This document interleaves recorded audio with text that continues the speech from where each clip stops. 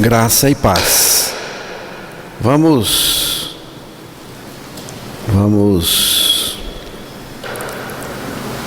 continuar nas leituras que estamos fazendo na carta do apóstolo Paulo aos Colossenses.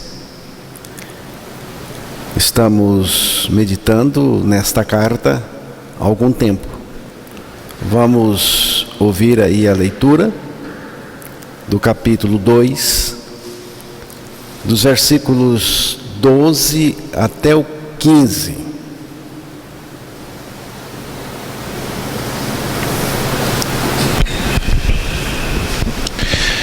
Tendo sido sepultados juntamente com ele no batismo, no qual igualmente fostes ressuscitados mediante a fé no poder de Deus, que o ressuscitou dentre os mortos. E a vós outros, que estáveis mortos pelas vossas transgressões e pela incircuncisão da vossa carne, vos deu vida juntamente com ele, perdoando todos os nossos delitos, tendo cancelado o escrito de dívida que era contra nós e que constava de ordenanças, o qual nos era prejudicial, removeu inteiramente, encravando-o na cruz, e despojando os principados e as potestades, publicamente os expôs ao desprezo, triunfando deles na cruz. Que Deus revele a sua palavra aos nossos corações.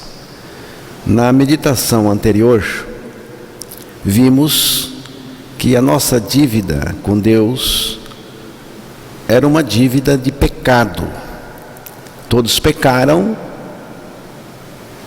e o salário do pecado é a morte. Portanto, a nossa pena é uma pena de morte. Essa nossa morte é a nossa dívida. O homem é pecador e o pecador precisa morrer. Isso é a lei de Deus. Não tem como dar um jeitinho. Cristo não foi para a cruz em nosso lugar. Eu tenho falado bastante aqui nisso. Jesus, ele não foi lá na cruz para o Calvário em nosso lugar, mas ele foi lá por nós. É o que diz a palavra de Deus. Esse por nós, esse por mim, está indicando que Deus, nos amando, colocou o seu Filho a experimentar a morte que era a nossa na cruz. Significa então, irmãos, que eu morri com Cristo. Morto ele, morto eu. Ele morreu por mim, para me levar a morrer com ele. Por isso ele nos atraiu a si, nos colocando em seu corpo. Jesus Cristo perdeu a sua vida quando morreu a nossa morte. Quando ele morreu a minha morte, e eu perdi a minha vida pecadora e ímpia, morta com ele, nele. E pela nossa ressurreição, juntamente com Cristo, nós ganhamos a vida, porque Deus nos ressuscitou juntamente com Cristo, ganhamos a vida. E Cristo mesmo está em nós, vivendo a sua vida. A nossa ressurreição com Cristo é para que o Filho de Deus ressurreto esteja em nós, seja a nossa vida e viva em nós. É muito importante compreender que a partir da nossa ressurreição com Cristo, Ele está em nós. Ele está em nós, não antes. Porque na cruz nós morremos nele, também ressuscitamos juntamente com ele, e a partir daí ele está em nós. Hoje vamos dar uma olhada nesse versículo 15. Vamos ouvir novamente a leitura do versículo 15. E despojando os principados e as potestades, publicamente os expôs ao desprezo, triunfando deles na cruz. Um dos grandes efeitos da morte de Cristo na cruz do Calvário e da nossa morte em Cristo, porque não podemos separar isso. Ele morreu por mim, mas eu também morri com ele, porque ele me fez morrer nele, lá na cruz do Calvário. E um dos grandes efeitos da morte de Cristo e da nossa morte em Cristo na cruz do Calvário é que nós fomos libertos da autoridade e do controle de Satanás e seus demônios. Satanás não pode mais exercer o seu imperialismo sobre você, como se fosse o Senhor da sua vida. Mas é preciso crer no triunfo de Cristo ali na cruz do Calvário como o nosso triunfo. Atos, capítulo 26, dos versículos 14 a 18, vamos ouvir essa leitura.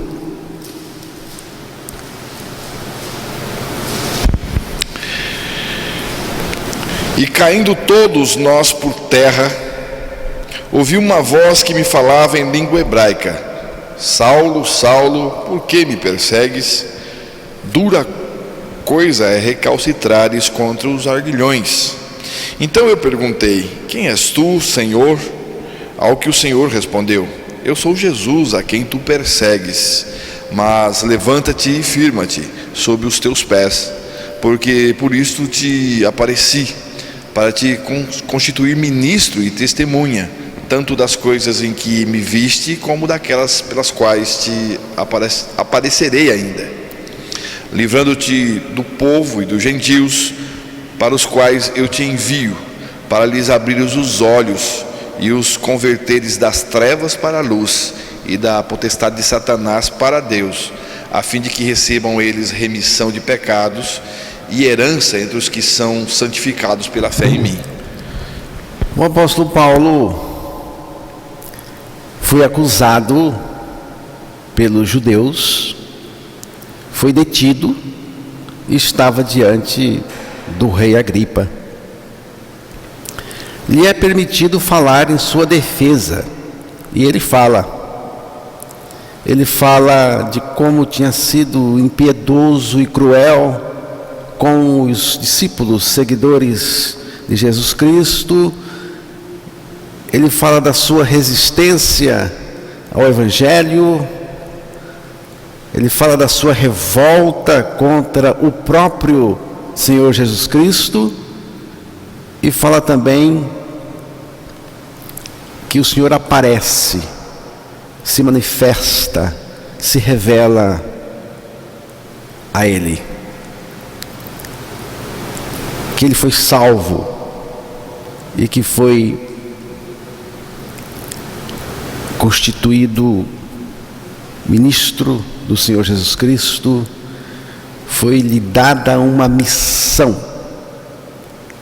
E nesse versículo 18, ele fala dessa missão dada pelo próprio Senhor Jesus a ele. Vamos novamente ouvir a leitura. Para lhes abrires os olhos e os converteres das trevas para a luz e da potestade de Satanás para Deus, a fim de que recebam eles remissão de pecados e herança entre os que são santificados pela fé em mim. Aqui está a missão dele, que o próprio Senhor Jesus Cristo lhe deu, para lhes abrires os olhos e das trevas os converteres à luz, e do poder de Satanás a Deus, a fim de que recebam a remissão dos pecados e sorte entre os santificados pela fé em mim. Aqui fala do poder de Satanás, do poder, do domínio, da autoridade que Satanás tem sobre o pecador. A palavra domínio aqui, poder, significa autoridade. Mas Satanás não tem mais nenhum direito legal de dizer o que você deve fazer.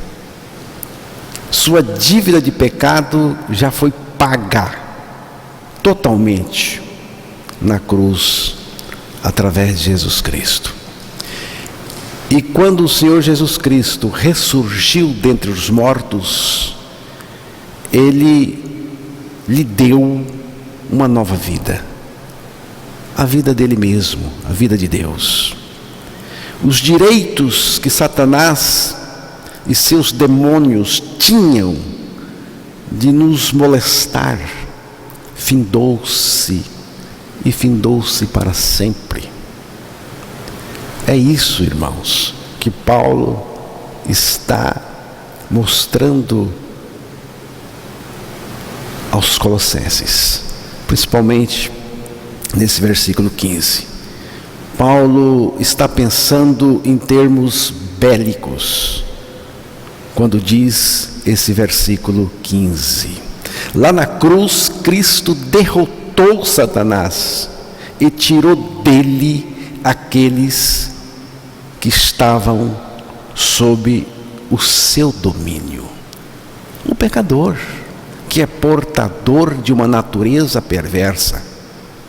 E Satanás então atua, porque a base da atuação de Satanás em uma pessoa é a sua natureza perversa, é a sua vida pecadora.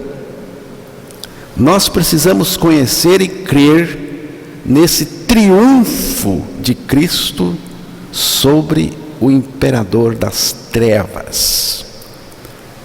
O diabo não é brincadeira, não é brincadeira. E ele atua sim neste mundo caído, nas pessoas caídas no pecado. A melhor tática da guerra é conhecer o inimigo e as suas condições. E nós sabemos quem é ele, Satanás. Sabemos que já foi vencido na cruz do Calvário, e ele não tem nenhuma condição, porque Jesus Cristo tirou dele. Mas é importante saber de uma coisa: Satanás insiste em suas revanches. Ele é um mau perdedor. Ele perdeu, mas ele quer uma revanche. Ele insiste em revanche e ele ataca estrategicamente. Vemos aí na segunda carta de Paulo aos Coríntios, capítulo 11, versículo 13.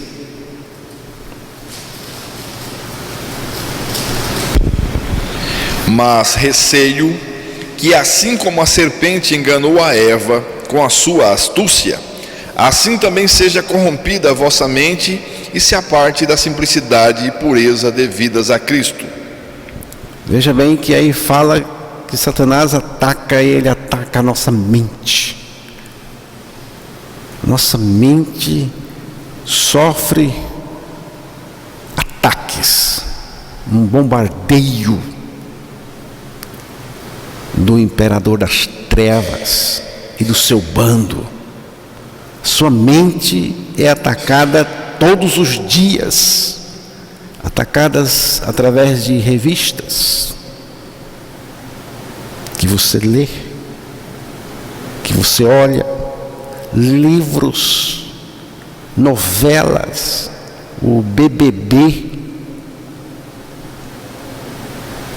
e também através de pregações e muitas outras táticas do inferno. Nossa mente é atacada. Por trás disso, há poderes das trevas travando uma luta terrível conosco. É assim que a palavra de Deus nos ensina. Depois você pode ler o capítulo 6 da carta de Paulo aos Efésios. Nós já estudamos esta carta aqui também. Na verdade, irmãos, essa guerra começou no Éden.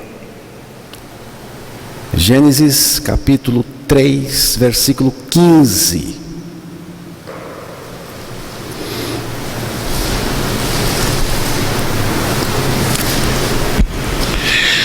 Porém, inimizade entre ti e a mulher, entre a tua descendência e o seu descendente. Este te ferirá a cabeça e tu lhe ferirás o calcanhar. Quem é o descendente da mulher? Da mulher, não da Eva, da mulher. Esse descendente é Jesus Cristo. É Jesus Cristo. Lucas capítulo 1, versículos 39 ao 45.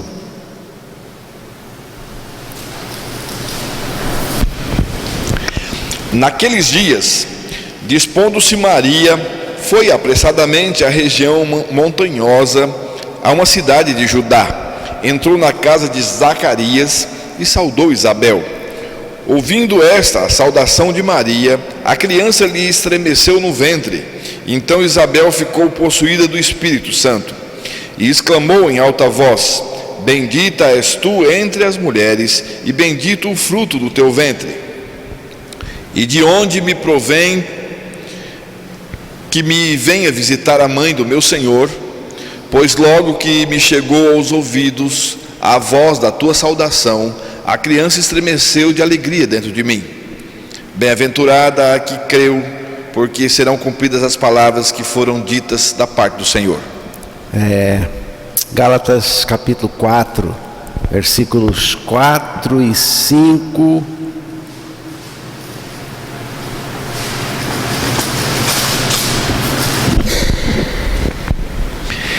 Vindo, porém, a plenitude do tempo, Deus enviou seu Filho, nascido de mulher, nascido sob a lei, para resgatar os que estavam sob a lei, a fim de que recebêssemos a adoção de filhos.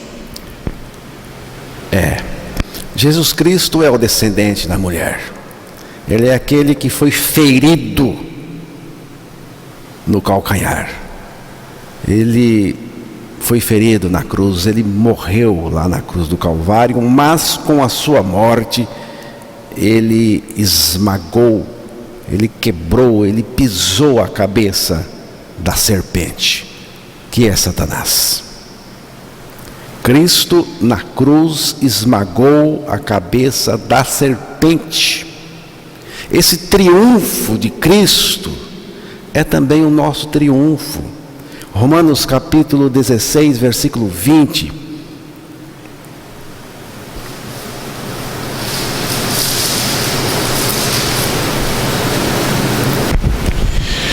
E o Deus da paz, em breve, esmagará debaixo dos vossos pés a Satanás.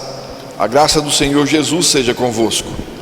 Veja que aí fala dos pés da igreja. Fala que Satanás está debaixo desses pés, esmagado. Agora, irmãos, sem a cruz, isso não seria possível. É a cruz do Calvário. Então, a base para esse esmagamento sob os pés da igreja de Cristo é a cruz do Calvário. É aquela pisada que Jesus deu na cabeça dele quando estava na cruz. O triunfo de Cristo é o nosso triunfo. A vitória de Cristo é a nossa vitória. Muita gente descrente, ao observar a obra da cruz, a morte de Jesus lá, como ele morreu, em sua visão natural, pensa que tal gesto praticado por Jesus parece ser uma derrota, um gesto de derrota, mas não é, é de vitória. Se o descrente tem esse entendimento errado acerca da crucificação de Cristo, é porque não entende o que de fato Cristo fez por nós e em nós na cruz do Calvário. O apóstolo Paulo não titubeou em afirmar: triunfando sobre eles na cruz. Então a cruz é triunfo, triunfo sobre o mundo, sobre o pecado, sobre Satanás, seus demônios, as obras das trevas. É triunfo total, triunfo. E no caso de Cristo é um triunfo infindável, indestrutível, não tem fim e ninguém pode desfazer, destruir. A cruz não é um lugar de derrota, mas sim de vitória, porque ali, na cruz do Calvário, Jesus venceu. Na cruz, Jesus destruiu totalmente a obra do pecado, pôs um fim cabal no imperialismo do demônio e salvou o universo. Poder maior não existe, triunfo maior não há. Na cruz, Cristo foi crucificado e eu, como pecador, também fui crucificado com Cristo em Cristo. Eu preciso crer a minha crucificação com Cristo, porque a crucificação de Cristo tem uma finalidade, e essa finalidade é a nossa crucificação com Ele, é a crucificação do pecador em Cristo, para que essa natureza pecaminosa fosse destruída, para que esse homem velho, pecaminoso, fosse destruído. E para que na ressurreição de Cristo nós também fôssemos ressuscitados juntamente com Ele, alcançando a vida, recebendo a vida, a mesma vida que Jesus recebeu.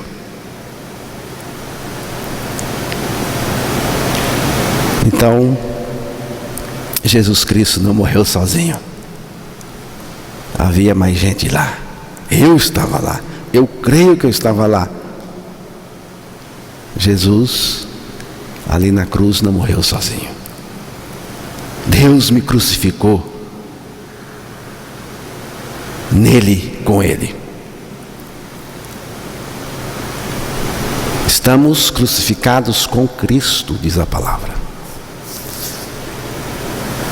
Isso representa o meu fim como pecador rebelde e separado da vida de Deus.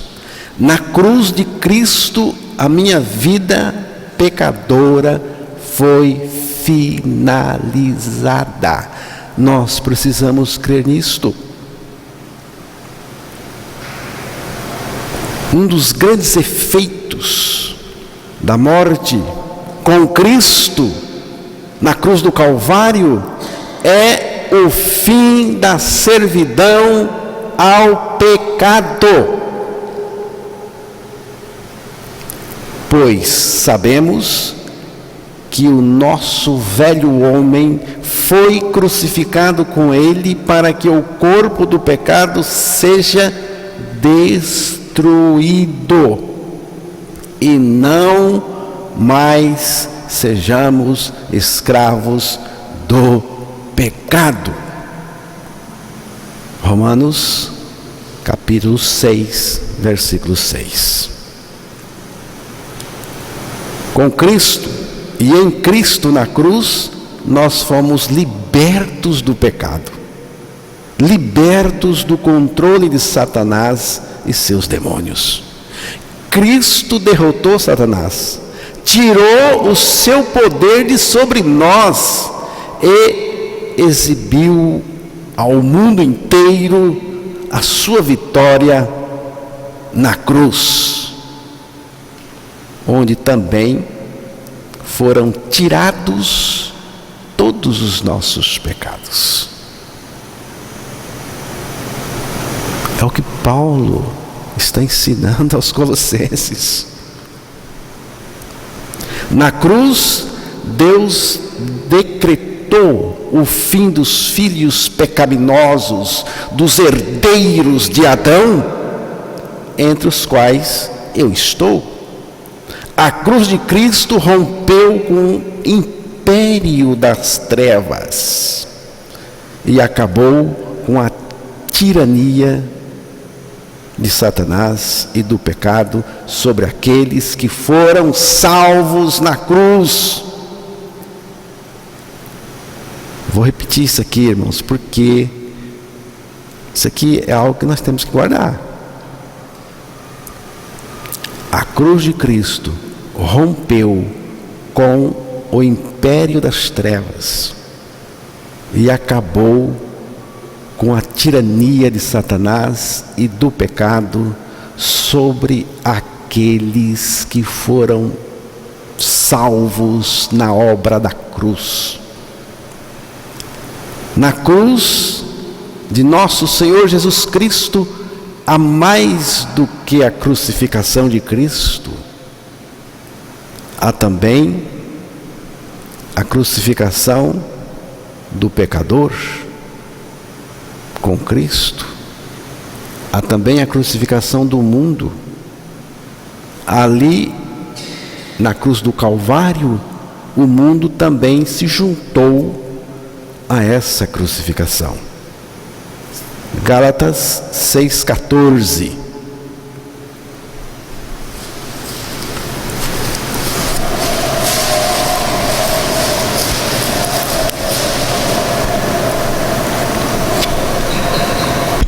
Mas longe esteja de mim gloriar-me senão na cruz de nosso Senhor Jesus Cristo, pelo qual o mundo está crucificado para mim e eu para o mundo. Aqui está a crucificação do Senhor, a nossa crucificação com o Senhor, a crucificação do mundo para mim e a minha para o mundo. Você crê nisto? Você crê nisto? Nós precisamos crer nesse triunfo de Cristo na cruz do Calvário. Você crê? Isso mexe com você? Muda você? Isso faz a revolução em você? Se você está em Cristo, você está experimentando o triunfo dele em todas as circunstâncias e para sempre. Segunda carta aos Coríntios, capítulo 2, versículo 14.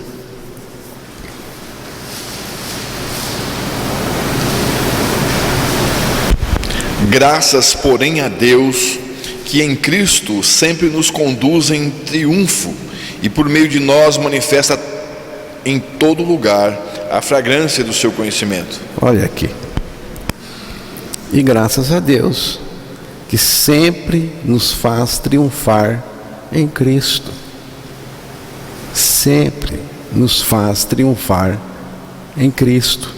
Portanto, é triunfo na alegria, é triunfo no choro, na saúde e também na doença, na prosperidade e na adversidade, na fartura e na privação, na aprovação e na rejeição. É triunfo em qualquer situação, porque estamos falando aqui do triunfo de Cristo ali na cruz do Calvário. Irmãos, nós não construímos o caminho vitorioso, mas Cristo é o caminho da vitória que Deus colocou diante de nós. Eu não faço a minha vitória. A minha vitória não é construída por mim mesmo. Estou aqui falando do ponto de vista espiritual. A minha vitória, o meu caminho vitorioso está colocado por Deus. É Cristo, é Ele. Cristo venceu no mundo, venceu na cruz, venceu na ressurreição, e agora Ele vive a totalidade da sua vitória em quem crê que com Ele morreu e ressuscitou. É preciso saber se você crê. Se você crê. Porque aqui está o segredo da vida espiritual. Está neste ponto. Basta crer na palavra de Deus, que afirma a sua morte e ressurreição em Cristo, e você terá o Filho de Deus vivendo no seu interior.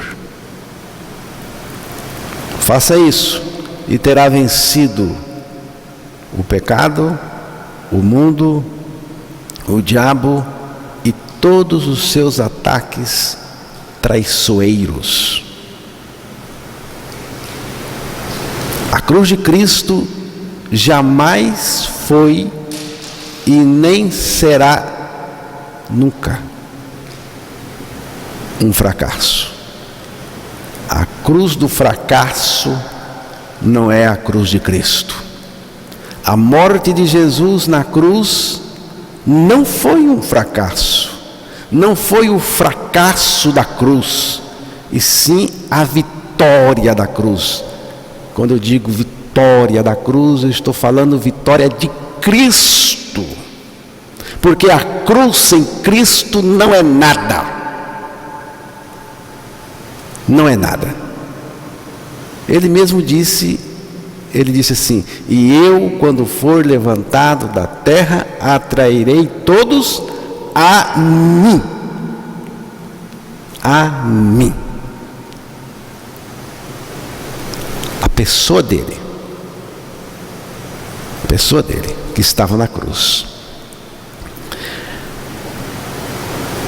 Então, a vitória de Cristo é também a nossa vitória em Cristo. Cristo crucificado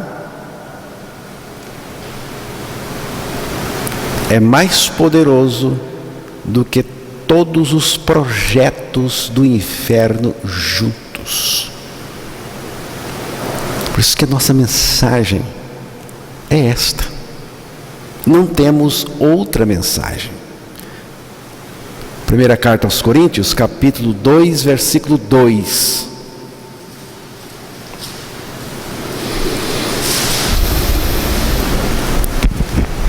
Porque decidi nada saber entre vós, senão a Jesus Cristo e este crucificado. Decidi nada saber entre vós, senão Jesus Cristo e este o crucificado. Como eu disse, Jesus Cristo crucificado é mais poderoso do que todos os projetos de Satanás, todos os projetos do inferno.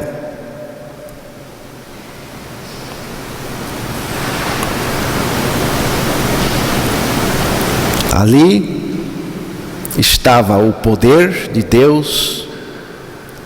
Ali na cruz do Calvário, estava o poder de Deus, tirando as armaduras e as armas e os despojos daquele que parecia ser forte, Satanás. E ainda mais, o submeteu à execração popular e ao deboche. Como assim? É o que Paulo está dizendo no versículo 15 de Colossenses 2. Lê novamente. E despojando os principados e as potestades, publicamente os expôs ao desprezo, triunfando deles na cruz. A vitória de Cristo foi exposta. O diabo, ainda que exerça algum poder por permissão de Deus, mas ele já está derrotado por Cristo na cruz. Podemos até dizer que o diabo é o diabo de Deus, porque ele não pode fazer nada por ele mesmo. Podemos até dizer que o diabo é o diabo de Deus, porque o diabo não pode fazer nada por ele mesmo. Ele só pode fazer aquilo que Deus permite fazer. E aquilo que Deus permite que ele faça é para o andamento do propósito de Deus neste mundo. Primeira carta de Pedro, capítulo 5, versículo 8.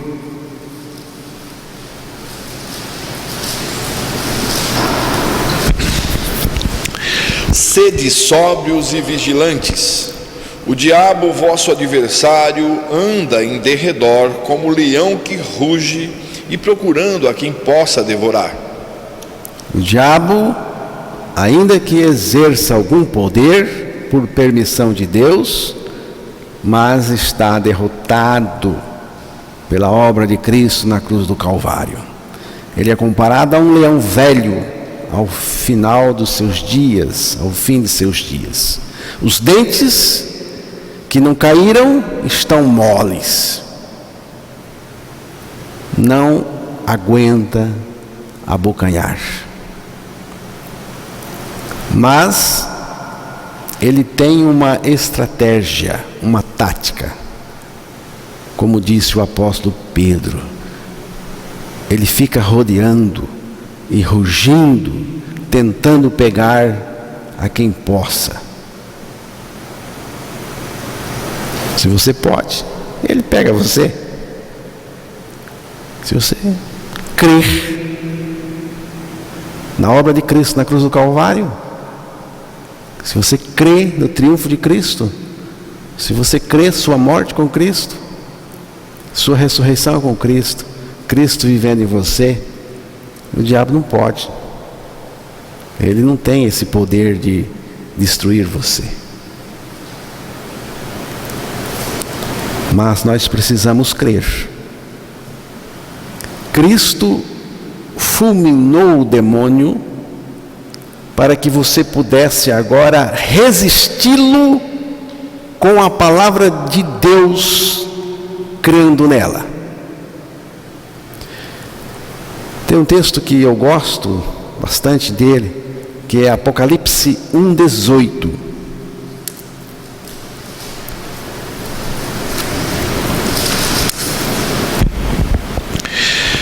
E aquele que vive, estive morto, mas eis que estou vivo pelos séculos dos séculos, e tenho as chaves da morte e do inferno. E aquele que vive, que é Jesus Cristo, estive morto, mas eis que estou vivo pelos séculos dos séculos. Vejam, irmãos, ele diz: e tenho as chaves da morte e do inferno. Você tem medo da morte? Eu não. Como vou ter medo da morte? Pois aquele que vive em mim tem as chaves dela na mão. Você tem medo do inferno? Eu não. Do diabo? Eu não. Eu não peço para morrer fisicamente falando. Esse dia não está na minha administração. Está na administração do Senhor. Ele é o Senhor da minha vida e o Senhor da minha morte. Mas quando chegar, estarei pronto. O diabo não é rei do inferno. Ele nunca foi rei do inferno. O inferno é o inferno de Deus, porque foi Deus que criou. Ele foi criado não pelo diabo, foi criado para o diabo e os seus anjos. Então, irmãos, o diabo não é o rei do inferno, do lago de fogo. Não, ele será lançado no lago de fogo um dia.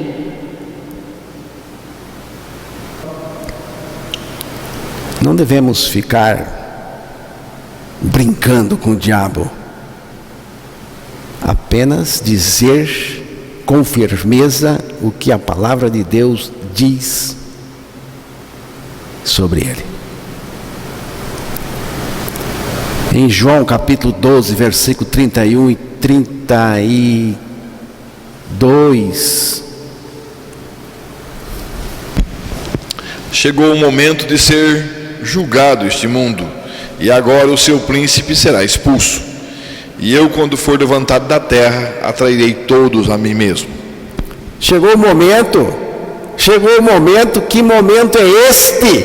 É o momento da cruz do Calvário. Chegou o momento em que o príncipe desse mundo será expulso. Em seguida Jesus fala que iria nos atrair a ele quando fosse levantado da terra, e ele está falando da sua morte, porque na sequência da leitura, no versículo 33 do capítulo 12 de João, ele está falando aí que ele estava falando da morte, de que gênero de morte estava para morrer. Então, Satanás é expulso da vida daqueles que creem que com Cristo morreram naquela cruz. Satanás é expulso de todos aqueles que foram atraídos no corpo de Cristo lá na cruz e morreram com ele e agora creem nisso. Jesus está dizendo: desde que eu vou lhe atrair a mim para morrer comigo naquela cruz, o diabo vai perder a posse sobre você. Satanás é um inimigo vencido, mas lembre-se que ele é um estrategista de primeira. Não devemos nos descuidar com os seus ardis. Ele ataca por trás, ele é traiçoeiro. Há uma guerra entre nós e os poderes vencidos das trevas. Mas eu creio, e os irmãos também, no triunfo de Cristo sobre o imperador das trevas e o seu bando. Ele é sorrateiro, é rasteiro, mas não pode nada contra o triunfo de Cristo na cruz do Calvário. Não é nós, é o triunfo de Cristo. Por causa do triunfo de Cristo é que ele não pode nada contra nós. Estamos sim em guerra com os poderes das trevas, mas podemos nos firmar no triunfo de Cristo. Tem que ser no triunfo de Cristo em cada investida de Satanás, sobre cada tentação de Satanás, sobre cada acusação de Satanás. Porque Satanás ainda não foi lançado no abismo e depois no lago de fogo. Ele ainda está solto. Ele será lançado no abismo e de lá não poderá sair por 1000 anos. Mas depois será solto por um pouco de tempo, mas aí será lançado no lago de fogo, de onde jamais sairá. Mas por enquanto, ainda ele está solto, soltinho aí. Mas chegará a hora em que Deus dirá: basta. Aí Deus o banirá para sempre.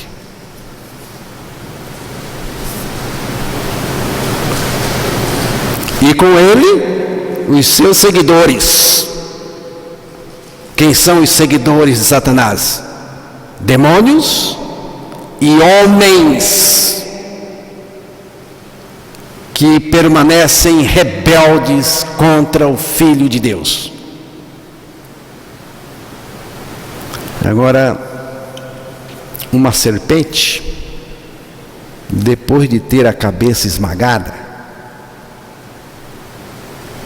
por algum tempo ainda mexe o rabo, assustando os desavisados. E eu que sou do sítio, a minha infância toda no mato, se via muito isso. Tinha muitas cobras. Quando você matava uma jararaca, uma cascavel, você matava, dava umas cacetadas no corpo, mas tinha que bater na cabeça. Tinha que ir na cabeça, esmagar lá. E ela mexia o rabo. Mexia o rabo. Às vezes a gente perguntava para a pessoa que tinha matado: por que mexe o rabo? Não já quebrou a cabeça? Aí dizia: é o veneno dela. Mas eu sei lá se é o veneno, sei lá por quê. Eu só sei que por algum tempo ela mexe o rabo. Então, irmãos, Satanás também é assim. A serpente, a antiga serpente, cabecinha quebrada, esmagada. Mas ele ainda mexe o rabo. O rabo. Você sabe o que é rabo? O profeta hebreu disse que rabo, a cauda, é a mentira. E você vê que em Apocalipse capítulo 12, o grande dragão vermelho, que ali é identificado como o diabo, tem um rabo, ele é rabudo. Então, Satanás ainda mexe o rabo da mentira, enganando muita gente. Mas gostaria que você soubesse, estivesse certo de que na cruz Jesus triunfou sobre o príncipe deste mundo. Nós agora podemos descansar na suficiência de Cristo.